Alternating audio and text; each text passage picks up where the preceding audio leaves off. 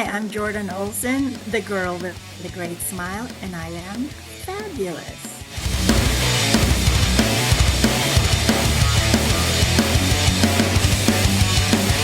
We are so very close to Uncanny Experience.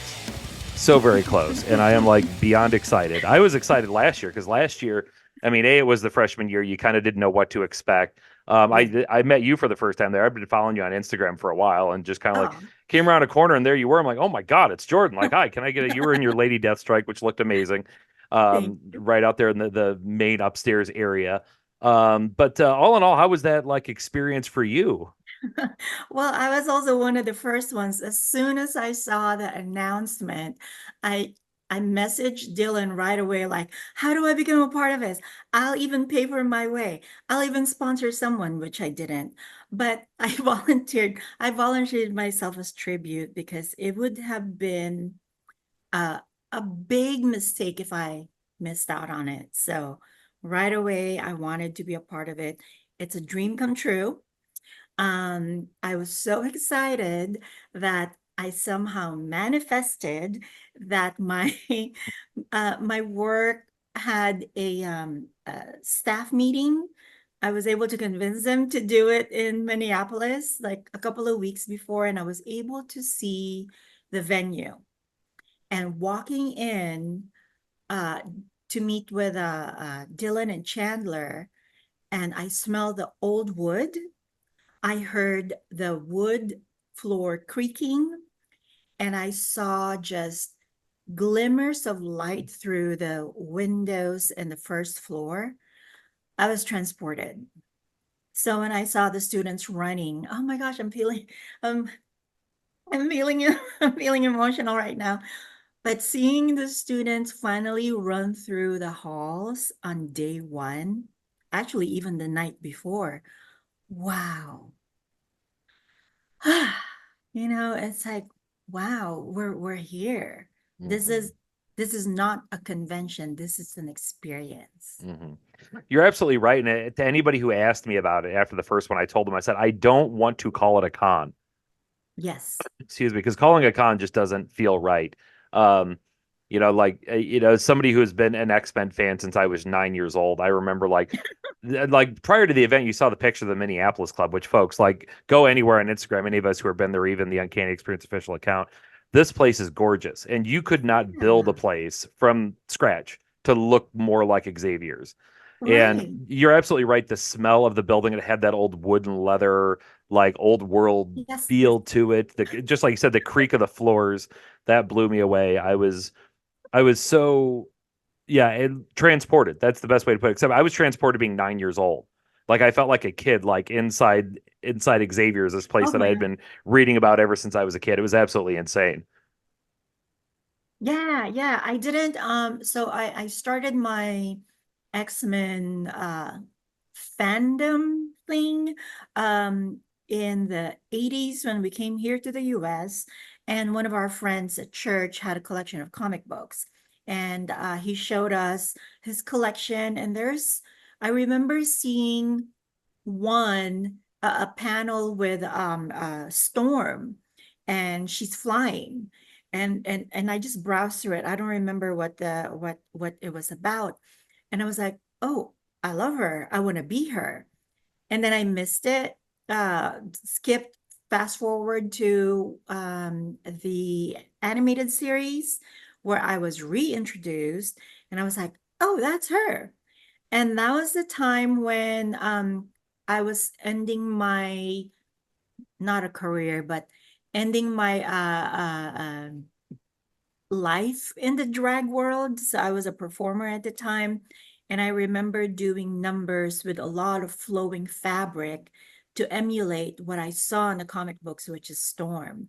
And it's just being able to call power that no one can see but feel was very powerful for me, for lack of a better word. I'm out of words right now. I'm sorry. No, that's incredibly unique. And that's one of the things I love about talking to different X-Men fans because everybody has a different story. Some of us were like got into it as kids. Some of it, I mean, I know like really great X-Men fans who've only really become fans since X-Men 97 came out. And that's Yay. great too. Like none of us should be gatekeeping. Like we're all into the same thing. We all love it. We all enjoy it. We absolutely should. But that perspective, I love that. I don't think I've ever heard anything like that. That's definitely original. That's really cool. So Yeah, you'll see quite a bit of them. Quite a bit of drag queens refer to X-Men characters because it's being a mutant is about being different, and mm-hmm, X-Men is true fans will know this, that it's about the civil rights movement. That's where it came from. mm-hmm. Yeah, and it's interesting, you know, that people have heard me say on this podcast before, and we were talking like just before we started recording that that was sort of the perspective. For me, I clinged onto it at a young age, and I didn't realize till I was an adult why. When I was a child in the '80s, I was diagnosed with ADHD at a time when that wasn't understood, and I went to a very small private school. A lot of the other kids, especially teachers, you know, treated me like a total outsider, like I was just Oh, the weirdo who needs to be left. Because back then they dealt with oh, that stuff by making you sit in the corner of the room or rapping you in the yeah. knuckles with a ruler, Mhm. which we now know now is like the worst way to handle that. So yeah, getting involved with this group of superheroes who weren't just like the Avengers and we're good and we're going to go fight bad. Like they were bonded as a family because they were different and they always had their Yeah. story of feeling different growing up and feeling and then getting older and realizing how much that relates to people of the LGBTQ community, people of the autism Mhm, community, mhm. attached to it Yeah. very, very much so. And I honestly think that's why X-Men fans end up so much more passionate about it than like a group of Fantastic Four fans or and I don't mean to throw shade at them, but if we're being honest, I But feel you like did. yeah, I did. That's fine. I just feel like when it comes to the X-Men, there's a lot more passion because it's rooted in something else. Yeah, thank you for mentioning that. Chosen family is how a lot of LGBT people find their family because being rejected from home and literally kicked out of the house, and someone takes them in. Usually it is the drag mothers or the gay men, and then during the AIDS epidemic, it was the lesbian women. So definitely if we're looking at the parallels of X-Men and the LGBT community, chosen family is one of that key things because if we think about how these characters, even the new books, I feel weird saying comic books now, they're books. So even the new books, bringing on quote unquote new mutants, because they either have no place else to go or they were recruited. Um, that is chosen family. So I love that. I love that parallel, and I'm glad that you mentioned that. Hmm. Yeah, and it's so very true. We see it, and it's a.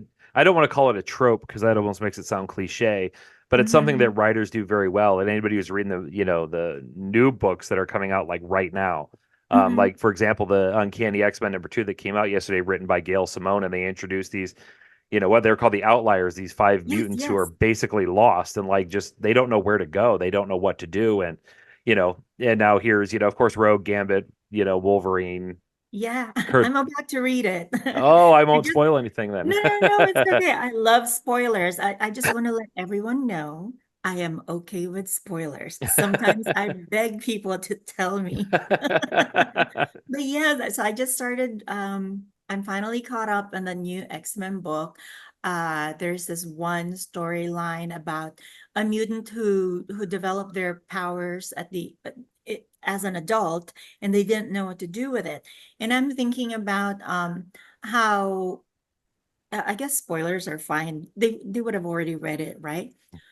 But so this character, they faked this person's death to give them a new life. And Hmm. that's what happens with a lot of, I'll say it, trans people who choose to disappear from their previous life to take on this new identity with the help of others, which is uh, uh, we had to do some fact checks during the debate. And so, no, it's not free surgeries that just happen in schools or in prisons. It actually costs money. Does it? Because they make it sound like you can just get it at a drive-through and the Democrats will pay for it. People wish. Yeah. the people that I've known in my life who are saving and working their butts off to save money for a gender reassignment surgery, to have somebody Hmm. just go on national television and be like, "Oh, they're just giving them out for free anywhere, especially Yeah, to immigrants." Like, it's like, what are you even talking about? Like, that's I insane. know. We can barely pay for a doctor visit to tell us, drink more water. Right. You're not dying, you just have anxiety. Oh, okay. Um, You're just dehydrated. right, yeah, exactly. Uh-huh, that's usually my problem. Doctor's like, "Well, are you drinking?" No. Okay. Yeah, this is cue for the listeners to drink some water right now. Yeah, take a drink of water right now. I highly advise if you don't, you're going to get dehydrated. It's Uh, supposed to be clear fluids, but then somebody said if you say clear fluids, they will refer to scotch or gin. They're clear, right? vodka, Sprite, Vodka, yeah. Everclear, yeah. So, so that's why you have to specify water. Right, H2O, folks. Yeah, absolutely. And that's it's interesting when you discuss that in the realm of the X-Men and sort of like this thing. And especially with and I loved how you mentioned that, because we've seen that all throughout the history of X-Men, where they're meeting some new mutant who's like essentially hitting puberty, and that's when Mhm. but there are so many people in the LGBT community who did figure it out much later in life, who were Yeah. put those pieces together much later, to have somebody who's like essentially, at least legally, an adult, Yes. in that sense, kind of, just kind of like have the spaz out because their powers are manifesting. That was a little bit refreshing writing wise Yeah, to see yeah. that. Yeah, so that's a new thing that I guess is happening and is gonna happen more. As I'm reading these new books, I'm excited for this is a little sad what's after Krakoa. And how uh there's some information that I still need to get answers about is uh so did everybody really die? Who's coming back? How are they coming back? Are they still using the eggs? What happened to the White Hut Room? Did I just forget what happened? Because there's so much that happened Yeah. after Krakoa. So much. Yeah. Well, that was the thing about Krakoa. Like Krakoa, it was one of my all-time favorite eras. And being an older X-Men fan, it'd be real easy to be, oh, they need to be at the school and all this foo-foo. They I need loved to be Krakoa. in the school. Yeah. It was such a great era. I mean, it was like writing wise and art wise, that entire era was like cinematic level shit. Like, it was so Yeah. good. The only Yeah. issue that I could say people could make an issue with is that the storyline got really complicated, and Yes. it made it really hard for any new fan out there to just go randomly pick up the newest issue of X-Men, because they'd open it up and go, "What the fuck?" Yes. Like, That was me. yeah. And I That was was me. yeah, and I was the same way too, because I was on like a several year break from comics in general. Mhm. And Michelle Waflo-Taro, it's all her fault I'm into this now, because I had What one kind. brought you back? Because Michelle also brought me back. I have a story, but go ahead. Oh, yes, I want to hear yours after mine. Yeah, I had been into it as a kid, and I kind of had like this in and out relationship with it as the years went by, and yeah, it was about, I think it was like 2.5 years ago. I was doing Mhm. a podcast with a friend of mine, and somehow the subject of X-Men came up, and she was like, "Oh yeah, if you're an X-Men fan, you got to meet my friend Michelle." So I Yes. met as soon as I was on the podcast, I messaged Michelle on Instagram. I'd never seen her profile for it, and I'm like, "Hey, Brittany says you're an X-Men fan. I'm an X-Men fan. We should talk." And she was like, "Okay," and I had her on the podcast shortly thereafter. And before you know it, I was back to the store buying comic books again. And it was like, but it was the same thing like you were saying. Like, I remember Mhm. going down to the comic book store, like, man, I haven't bought a comic book in, I don't know, 6, 7 years. And I just grabbed the Yeah. most recent issue of X-Men, and I opened it up, and I was so confused. I had no Yes. idea what was Yes. happening. Yeah. So my Michelle story. So I met Michelle at Unicon in Las Vegas. I had a table there. It was around the end of the pandemic lockdown, the COVID lockdown, and I was in my Catwoman, but without the headpiece, without the mask, with a stringy hair, and she was in her Jean Grey. So we were talking. She was just so bubbly and light and everything, and people wanted to take pictures of us. But they kept calling me, oh my gosh, they were calling me what's her name from the vampire movie. Kate Oh. Beckinsale. Oh, okay, Celine. Celine. Celine. So Yeah. people kept calling me Celine. Mm-hmm. And they kept calling her Rogue, I think, but she was in Jean Grey. So that was just a running thing over that weekend. And we just clicked. And she told me also about, the X-Men the fandom that she's in. And then a few months later, I saw her picture with her Emma Frost Hellfire Gala look that Mm. was shot during Oh San my Diego Comic-Con. God. And right away, that was my reaction. Right away, I'm like, wait a minute. What is this? What is going on? Tell me. And so she told me about Hellfire Gala and the storyline. And then, but a couple of months before that, I was with Kobe Melvin at White Party in Palm Springs, and we were talking about Marvel costumes and wearing Marvel cosplays for the upcoming LA Comic Con, and that we should walk the. At that time, they used to have blue carpet, like right in the middle of the exhibit hall, and I said we should just hijack that and walk into kind of like a fashion show. And we're like, yeah, let's invite some people. And then I saw Michelle's picture. I'm like, well, what do you think about? So that's where Hellfire Gala Walk came about. And then the downhill from the downhill going back into comic books. What is this storyline? What's going on? But now I'm kind of caught up. Hmm. Yeah, and I'll give as much as complete people complain about Marvel editorial, mainly because they're upset that Krakoa came to an end, which I respect. However, Well, hold on. yeah. I just remember reading it says, and that was the end of the first Krakoan age. Hmm. First, meaning there would be another one, Yeah. They left it wide right? open, didn't they? Yeah. So Okay. let some future writer come along. But you're in this position where if you're looking at if you're like a bigwig at Marvel and you're like, okay, so we got an insane like X-Men is good, it's selling well, the storyline has gotten insanely complicated. X-Men 97 is coming out. Within the next couple of years, we're going to have X-Men movies in the MCU. This is the time to rebrand the comics. Kind of Yeah. start fresh from a page one.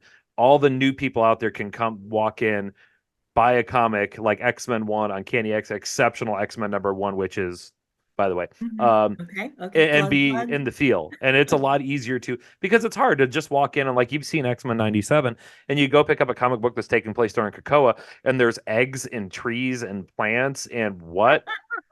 Whereas at least here, yeah, they're not at Xavier's, but you've Yeah. got an Yeah. X-Men team over here and an X-Men team over here. One's in Louisiana. It makes it a lot easier to follow that way. Yeah. So, you mentioned the eggs. You're more expert than me. So is the five together or not together anymore? They're not needed anymore? I don't believe so.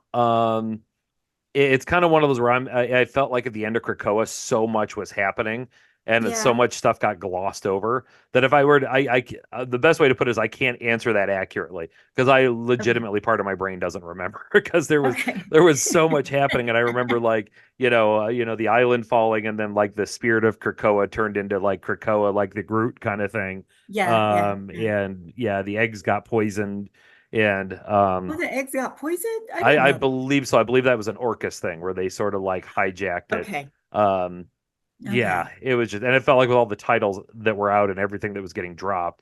Yeah. Oh, okay. All right. Yes, because I'm remembering different pieces of I I just regardless how traumatic that last Hellfire Gala was, I did find a lot of humor in it. And even though the end of that right before they restarted, I'm like, okay, it has to end at some point because you're Hmm. right. To prepare this new generation of fans, there has to be a clear start for them. But as we started this episode, we were talking about people coming in from different times. So first for me it was first the 80s getting glimpses of the comic books, and then in the 90s, watching the animated series, and then nothing for a while, and then getting reintroduced again through the Hellfire Gala, and then catching up. But see, people can't really complain because the information is out there. You just have to Google it. Hmm. But then what are reliable sources? I always go to either the Marvel wiki or there's another fandom wiki something. Yeah, Marvel. Yeah. Hmm. Yeah, that I love reading about all these little stories that I'm not gonna get the comic books, but it would be great for me to get a little bit more information about Hmm. it. Yeah, and it makes a big difference. Now we're in an age where, first of all, everything comes out in trade. Like, Yes. everything comes out in, the trade paperbacks after the issues that come out. Then if you've got Marvel Unlimited, which is insanely Hmm. inexpensive compared to buying the books every week, like I do. Wait, really? I Um, didn't even look at that. How much is it? I want to say it's 29.99 or 39.99 a year. A year. So it's maybe 49.99, but either way, for an entire But year, it's yeah, very reasonable. And they're on duh. any Oh my tablet, or yeah, you download gosh. the app, phone, tablet, whatever, and you can go through all the back issues and just read and read and read and Hmm. read. And yeah, to get caught up on Thank stuff, it's you. yeah, there's I your little learned tidbit. I learned something new. Yeah, yeah, and I love it. I started a while back, like I went all the way back to like X-Men in the 80s and just started like reading forward, whenever Oh I'm my like waiting gosh. on a flight or something like that, or I've got downtime. Yeah, because it's some of them are issues I've read, but I read them 20 years ago. So it's Oh great to my read them gosh. again and be like, oh yeah, that's right. Yeah. Okay. Okay. So then with these new books, can you kind of mention your favorite ones? What would you recommend people focus on? Because I just we're not getting paid for this, but I got it through Amazon for the next for these new series. Hmm. Yeah. Yeah, I would say, well, first of all, there's always like the two flagship titles, Uh-huh. X-Men and Uncanny X-Men. All right, I have those Um, two. Yeah, X-Men, we're 3 issues in now. It's like, okay, I see where it's going. I'm like, Mhm. I'm not saying I love it, but I'm not saying I hate it. I'm cautiously enjoying it. Um, Okay. Uncanny X-Men, however, written by Gail Simone, art by David Marquez, we're 2 issues in, only 2 issues in, and I love it. I just love it. It is so good. Okay. NYX. I don't know if you're reading NYX. No, not yet. Yeah, do it. Do it. I can't really. Yeah. Hmm. Okay. It harkens back to when they did the original NYX story. Oh, back in the early 2000s. It was basically about a sort of like a lost group of mutants Okay. who were basically in New York City and didn't have the overall structure. They were sort of like, sort of bohemian living Ah, together in a poor apartment kind of thing. And now the new okay. NYX series, we're sort of harkening back to that. We're like post Krakoa, Okay. these young teenage mutants are kind of lost in New York City, and they're slowly starting to, we got Kamala Khan, Miss Uh-huh, Marvel, who uh-huh. they recently, revealed as a mutant, her and Yes, X-23, yes. and one of the Okay. Stepford Cuckoos is there. And yeah, 2 issues in, I Okay. love it. It's one of my Okay. favorites. Hmm. All Yeah, right. I guess I'm gonna add that to my airport reading list. I would. Absolutely. Then we've only had one issue of Exceptional X-Men so far, but anytime you're gonna have Kitty Pryde and Emma Frost in a book together, I'm in. Like that's just all there is to it. So Okay. Uh, every time somebody says Kitty Pryde and Emma Frost, I keep thinking of Alicia Wilder and Michelle yes. Waffle. If you listeners don't know who they are, you have to find out. You have to look, and then you'll see. Okay, yeah, that's Kitty Pryde and Emma Frost. Yeah. Yeah. As a self plug, go back and listen to my past episodes because Michelle and Justin have been on and Justin and Alicia have been on. But Yes. yeah, like I can't think of Emma Frost without thinking of Michelle, and I can't think of Kitty without thinking of Alicia. Like that's Yeah. just what it is. Oh, right. I should plug it too that I also have a podcast with Yes. Libby Melvin. It is structured like a school system where we are substitute teachers and we're learning with the students. And we also had Alicia and Michelle Hmm. join us. Fantastic. And I remember when you guys, because like I've done other podcasts, but this specific like Finch X podcast, I started just, oh, February, I believe.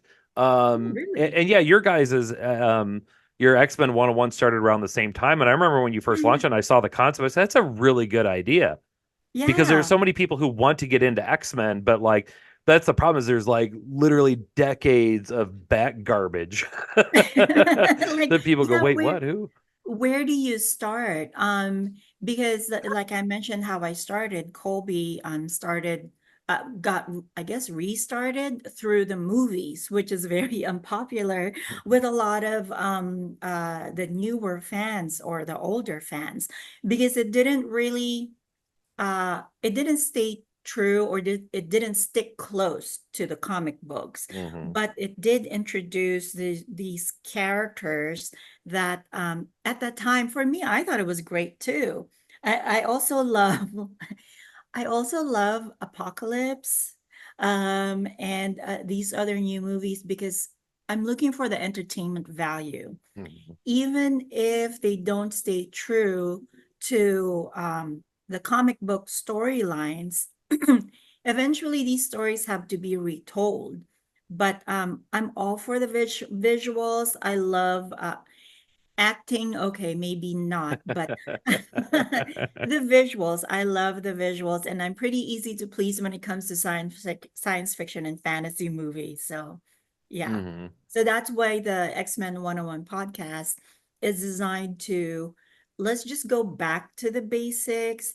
Um, one character or one storyline, because there's a lot of podcasts out there, there's a lot of information available, but um, there's different ways to start getting to learn about X-Men. Mm-hmm. Well, and you nailed it on the head because there are so many X-Men podcasts, and I would never in a million years throw shade at any of them. I'm actually wearing a ex-wife podcast T-shirt right now. I love them. A Yeah, Homo we're Superior plugging podcast. them. Yeah, yeah, I love all of them. House of X, X-Men reads. They're all great. Uh-huh. But the big difference between those podcasts, my podcast, and your podcast is they're all by X-Men fans for X-Men fans who've all been X-Men fans for a long time. So we Yeah, can yeah, like to somebody who's a new X-Men fan, probably a lot of what we say goes right over there. The head of somebody who like is just now getting into X-Men. So having something like that that's like an introductory chapter, like, hey, let's learn together. yeah. Because yeah, I don't know about you. I personally struggle as long as I've been an X-Men fan. And somebody who knows nothing about X-Men comes up to me and says, so tell me about X-Men. Like my brain buffers. Like I don't even know where to start. I'm like, Uh, you know. like uh, you probably remember this, the internet provider Net Zero, hmm where so this is for the children listening. Back in the olden days, when to connect to the internet, you had to plug something into a wall.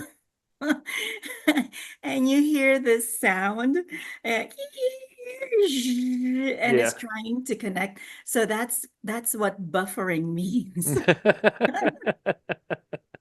Yeah, yeah, and you're like mom or dad would yell downstairs, "Get off the computer. I need to make a phone call." Like Yeah, and you're trying to be quiet because you're looking at something you're not supposed to look at. I never did that. Not once. And it I just was wakes up the whole household. I forgot the speakers were on full blast. Oh no. James, what are you watching? It's a murder documentary. Anyway, yeah, you're absolutely right. We had joked prior to doing this that we were going to be like this was going to be the Gen X episode of an X-Men Oh, podcast because am I a Gen X? So I was born in 1970. I don't believe that. Yeah, I'll be 54 this October. No. Like I'm going to be like a Republican and say I need to see the long form of your birth certificate because that's Oh there's no way. That makes no sense. no. Yeah, people don't believe me anyway, but I'm like, well, if I'm going to lie about my age, why would I choose 50s? Right. Yeah. I don't know. I don't know. Is it a social security scam? I don't know. Like, I can't And think of a then reason. I should have chosen 65. Right. Yeah. That's true. Yeah. You're right. That's It's the best. 65 or 55. The kids are not following right now. I'm sorry, but Yeah. not for you. It's for the Gen Xers. Right. Yeah. And it always throws me off. I am about to turn 45 here in a month. Mhm. And I'm so used to being the old man in the room. Of course, having a beard with gray in it, like, Uh-huh. you're not exactly hiding it at that point. That yeah, and I mean that like 100%. Like when I first met you, there was like no doubt in my mind you were younger than me, like none whatsoever. And then I forgot who it was. Told me like, yeah, she's about to. I'm like, well, shut up. Like I legitimately thought they were like It's pulling my my leg. superpower. It's just really, really slow. I'm like, Yeah, case of Benjamin Button situation you got going on yeah, over there. Like I'm gonna see just you in do it. 5 years and you're gonna look younger. Like by then I'll have a walker. But I think but honestly for me, I think other than genetics, and that part is not a joke. Um, I think part of being a cosplayer and really embracing my inner child has brought out this youthful, um, dare I say, exuberance. Mhm. That's the energy that people are getting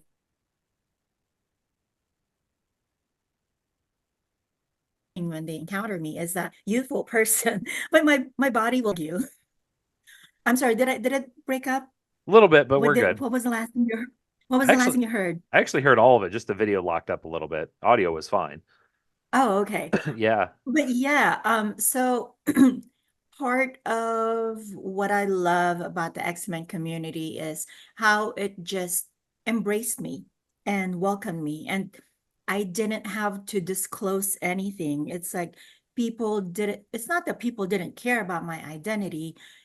What was more important was my love for X-Men. Mhm. So when I poured myself into X-Men cosplays, yeah, that was that hugging the inner child, and my inner child is really happy. Mhm.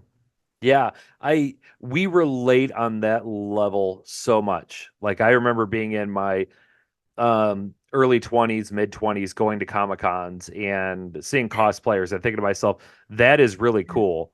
That is Yeah. really awesome. I in no way, shape, or form have the self-confidence to do that. Like I will never cosplay.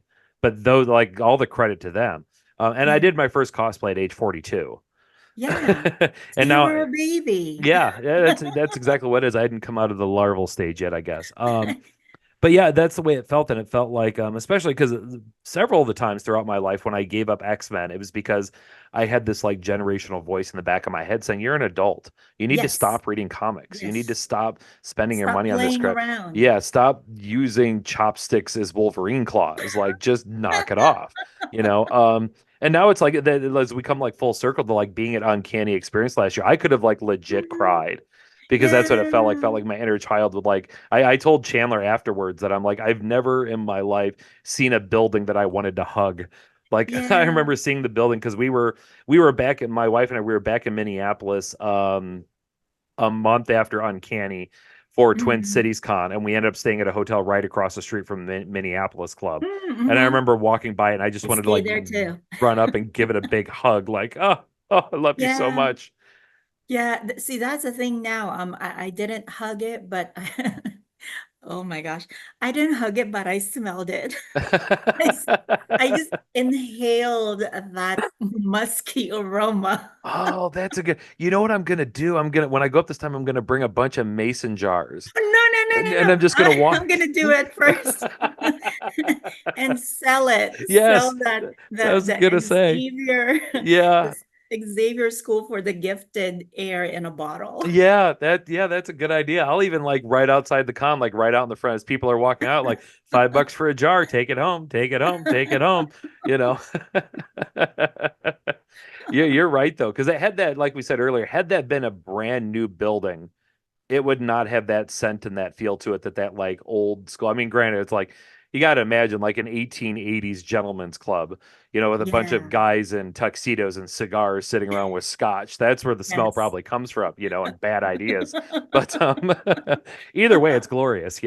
Yeah, it is. It is. And it's really beautiful. So when I was watching the X-Men, original X-Men series, that was on Saturday mornings, but Friday nights I was performing at a club in Hollywood.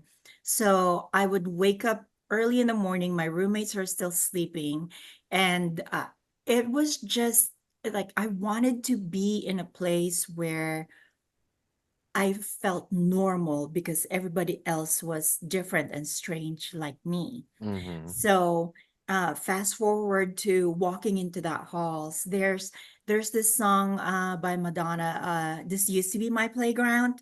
Yes, it So was when in I a league was of their own. Yeah, yeah, so yeah. when I was walking through, when I walked in and there was no one in the lobby and I just sat there and that song is playing in my head like I'm this thinking of my future self, thinking back to if I was a student at Xavier Mansion. I mean, Uh, I'm also dramatic, so that, yeah, I that's love why it that was in though. my head. Oh, I love that song. Yeah. Yeah, A League of Their Own is one of my favorite movies. Yeah. And I just began to like in my head like picture that song playing to like footage of the Minneapolis club and like Yeah. that's powerful. Oh my God. Yeah, that's Right? insane. I mean, it's Wow. going to be a depressing song to play after the Uncanny because people are going to miss it so much. Hmm. And I've encouraged Giant Size production guys to what about an in-between mini Uncanny Experience con? And I've even thrown ideas like Savage Land themed. Uh, because here in Southern California, in Palm Springs, that is very desert, very savage land. And there's some resorts out there that I'm sure they would love to host us. Hmm. But stuff like that. Stuff Yeah. like that. Oh, Yeah. I'm all about it because it just feels like a year in between is not fair. You know what I mean? Like I remember feeling that way walking out after the first one like I've got to wait an entire year to do this again. Like Yeah. that feels like a crime against nature. I've tried to mention to Chandler they just need to like rent one of the Hawaiian islands and we can do Krakoa.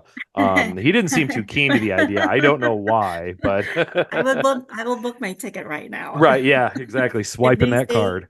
yeah, if they say, we're going to, I'm booking my ticket right now. Yeah. But the other thing that I was thinking about, uh, I I was really appreciative that they were doing the ESMA 97 screenings here in Hollywood at the Scum and Villainy because I used to live around the corner from there and I have negative history in that area.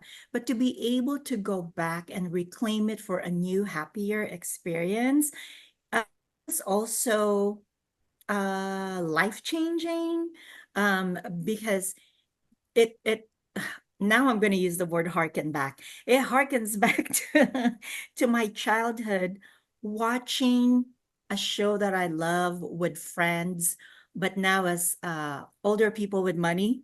Hmm. Yeah. And being able to see the fan event at the El Capitan was such a magnificent experience. It really was like Saturday morning cartoons with your friend. Hmm. Yeah, you're absolutely right. And it's been, I think for so many of us, like the entire X-Men 97, the first season was magical in a way that no other show can really compare to. Because of that, because I mean, A, because of the nostalgia. B, we're older now, like we have money. And there's Yes. also there's social media. Like now it was like I remember being a kid being glued to the original animated show. Oh no, I froze. Hold on. Are you there? Okay, I'm back. Am Okay. I back? Yeah, you're back. Back again. And then you froze again. I'm There here. we I'm still are. here. Okay, cool. But no, it felt very cool because now with like social media, and you remember like being a kid watching the original animated series, and then we get to X-Men 97, and it's like now we've met some of these people. Like we've met Allison Seeley Smith. We've met, Lenore and these people. And then it's like it had such another like so much more personal level to it, and getting to meet several people who work on it behind the Yeah. scenes like Sean and them that it's like now I watch the show and it's just like it just like we were saying earlier, like the inner child is just like joyful beyond measure. I'm sorry, my internet is unstable like my emotions. Oh. So I don't know if you, but yeah, during the fan event at the El Capitan, I was sitting with who was I sitting with? Was it Chris Riley, I think? Okay. And to my after it was Cal Dodd. So to be in that same space with the voice actors and then to see them again um, um, at different conventions and actually, yeah, meeting them back at the first Uncanny Experience, the the Omega reception. Oh my, I have stories. The Omega reception, I was wearing the Hellfire Gala Rachel Summers. And Mm. when I walked in, Chris Claremont's eyes just widened, and he couldn't wait to tell me about how Rachel Summers, the character, came about. And I was like, oh my gosh, what an honor to hear it from the person who created the character. And Hmm. then the following day, when I was in Lady Deathstrike, when you saw me, the Lewolds came up to me and told me a really funny story about how in the animated series she ended up wearing a bib Hmm. because with the animators they couldn't leave it basically open. They had to cover her up. That's Hmm. how it happened. Yeah, that's that, and I love hearing those stories because they're so interesting. Especially like you got to imagine somebody from like Chris Claremont's position who like back in the '80s was sitting in a tiny smoky room with a fan and a typewriter, like Hmm. punching as a little like young man punching these stories out just to try and pay his rent. And now all these years later, people are showing up dressed up as these characters that he created. Like what a feeling that's got to be. Yeah, it's their creations coming to life and Hmm. being interpreted in a lot of different ways. Uh, Funny you said typewriters. I want to ask the younger listeners, do you know what a typewriter is?